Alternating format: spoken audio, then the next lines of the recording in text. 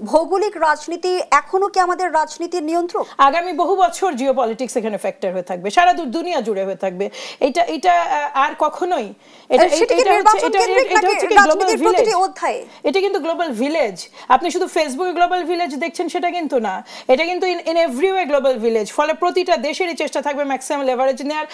পাশের ছোট দেশ, দূরের ছোট দেশ, কোন জায়গাটাই মানে বসলে আরেকজনকে আরেক সুপার পাওয়ারকে কন্ট্রোল করা সহজ হবে, এই হিসেব নিকেশ মাথায় রেখে আগামীর পলিটিক্স, আগামী যতদিন আমি দেখতে পাই অ্যাটলিস্ট এটা আরো ইন্টেন্স হবে, এটা কমবে না। এটা কাউন্টার করতে শিখতে হবে আমাদেরকে দেশের ভিতর থেকে। এটা সারা বিশ্ব তো কাউন্টার করছে, তারা দেশের ভিতর থেকে। এই ভৌগোলিক রাজনীতির সঙ্গে কি তারেক রহমানের প্রত্যাবর্তন জড়িত?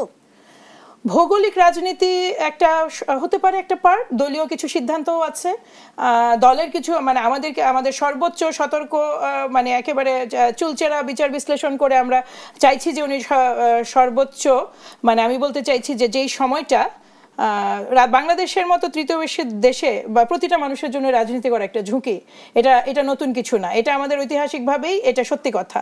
এই ঝুঁকিটুকু বহন করে প্রত্যেকটা রাজনীতিবিদকেই রাজনীতি করতে হবে, এটা বাদ দিয়ে নয়, ঠিক আছে? দেশে ফিরে দেশে তাকে আমরা তাকে সেই সময় দেশে চাই যখন ঝুঁকিটা গ্রহণ করা অর্থবহ হয়, বেস্ট রেজাল্ট আনে। কাজেই উনি এর মধ্যেই যখন আমাদের জন্য যে সঠিক সময় যেটা আমরা মনে করছি, দল মনে করছে, তিনি তখনই ফিরবেন।